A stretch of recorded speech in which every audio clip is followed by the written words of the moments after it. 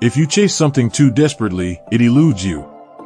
The truth is somewhere in the middle of funny and serious.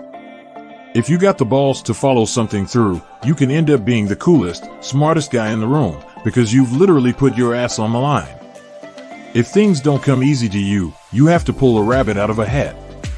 I don't like big feet. It reminds me of gammon. I don't apologize for my behavior anymore. Whatever I do or don't do shouldn't matter.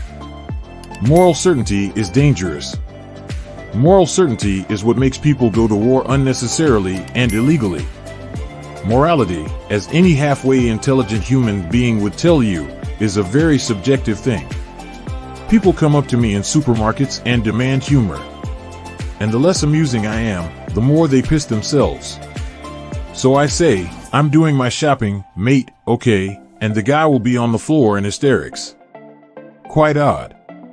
Eventually, I do have to say something funny, so I usually go for something pathetic like, it's a nice place to shop, but I wouldn't like to live here. And they roar again. Wet themselves. I'm lucky though that I am not massively famous. I can get the tube without much bother. Must be awful being the Beckhams. I try to not make safe choices, but I also like to do stuff which is interesting and is sort of exciting in some way and accessible. The trick is always to write in pairs, because if at least two people find it funny, you've immediately have the odds of it not being funny. It's like aversion therapy. You keep doing scenes over and over again with 3 women in the bed with you, and we had to do them all in 1 week. 3 girls would step out and another 3 girls would step into the bed. It sounds like a fantasy, but by the end of it, I just wanted to go for a hike on my own in the north of England, in the hills. Because it became a sort of be careful what you wish for kind of thing. Actually, the best thing I did was to get thrown out by my wife. She's living with a fitness instructor. He drinks that yellow stuff in tins. He's an idiot. Look at all those American preachers who got caught with their pants down. They say one thing and they are doing another. I try to be more honest about it, both in my thinking and my behavior. The important thing is not to be defined by what others think of you. I think I'm good with actors. I like directing actors. I also like to show up and just do an acting gig. Where I'm just a hired gun, I don't have to have an opinion on anything, and never got involved in all this stuff because I wanted to control stuff. I got involved in writing and producing because I wasn't getting interesting acting gigs. In a way, I'm grateful that I didn't get interesting roles, because it made me pull my finger out and do some work. Knowing about comedy has helped me with the drama. To see people laugh, it's like there are moments of catharsis in the middle of sadness. People regurgitate the same old cliches, and it becomes like a photocopy of something that's vaguely interesting. If it was just the potatoes that were affected, at the end of the day you will pay the price if you're a fussy eater. Comedy can be silly and gross and offensive, as long as there's sort of a point. You can make a joke that, on the face of it, is racist. Ostensibly someone can appear to be racist, but if you know you're making a point about race, and not just being pig-headed, then you can do that. I think some people who don't understand comedy will have a knee-jerk reaction to some stuff, and will always be offended by it because they don't understand it. Some people react to it in a vociferous way, which is unsophisticated, but there's always going to be those people out there. I'm gonna hump ya. Like Deputy Dog. Would hump ya. Me, myself, personally, I like to keep myself private. I have never said I am a paragon of virtue, a model of morality. I simply do what I do.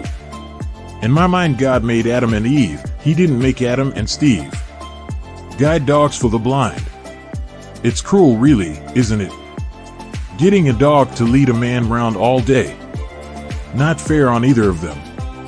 I've met people who've dismissed me, and then they find out that they like my work, and suddenly their attitude changes toward me. And I think that's very funny and very human. But it's also very unattractive. A woman wearing a revealing dress will always be sexier than a naked woman. Most of all, I don't want to be bored. That's why I'd rather do something that has some sort of ambition, that risks failing, rather than make safer, more comfortable choices.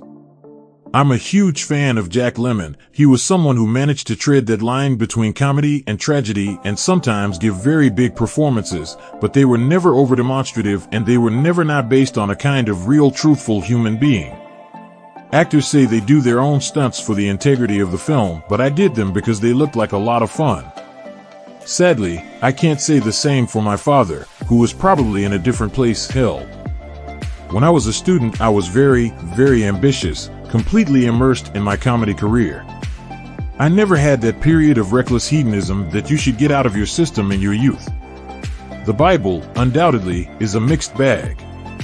I don't see myself coming back to the church. I do like the tradition. If you come from a strong culture, you can decide what you agree with and what you don't agree with. If you're given a blank canvas, it's almost harder in life.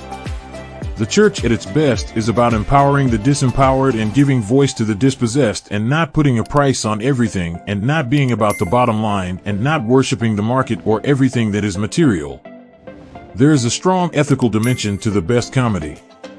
Not only does it avoid reinforcing prejudices, it actively challenges them. I did not become successful in my work through embracing or engaging in celebrity culture. I never signed away my privacy in exchange for success. I knew lots of Irish ladies in my life who would say daft things and then would just say something incredibly truthful in a very simple way with simple language, a few well-chosen words that would take an intellectual 5 minutes to express. I like that. If you do something very successful, you will then be defined by it.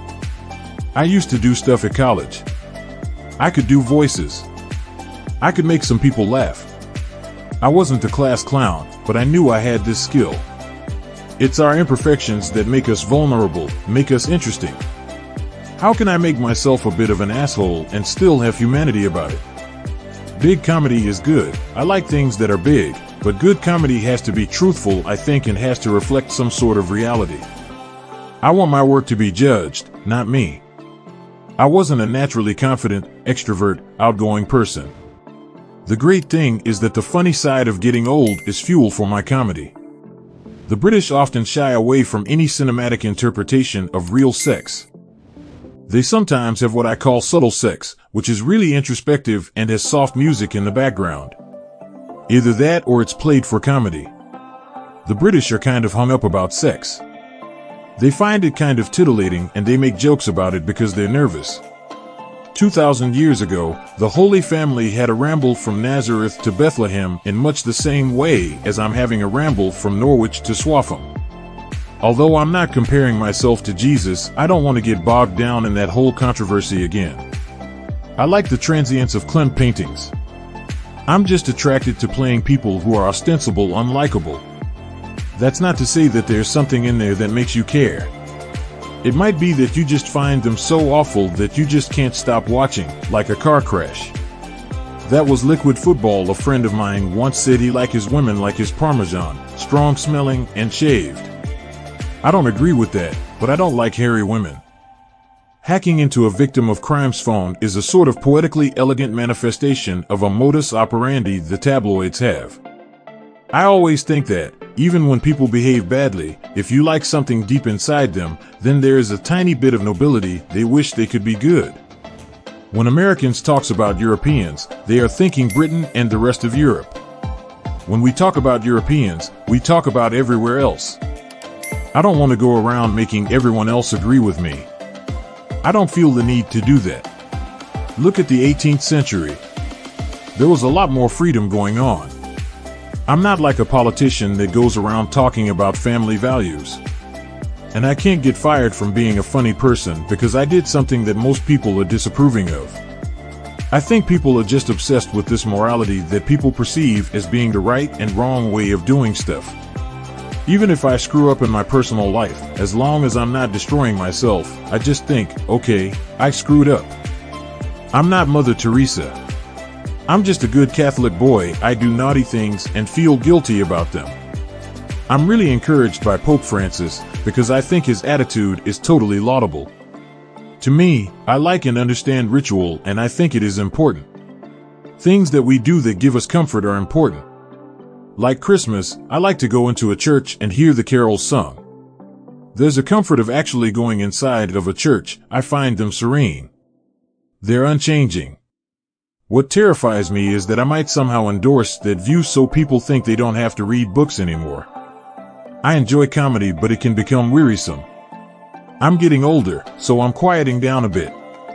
It's arguably the best newspaper in the world. I've always been drawn to discomfort and that limbo of unease you get between comedy and tragedy. You really have got lots of issues.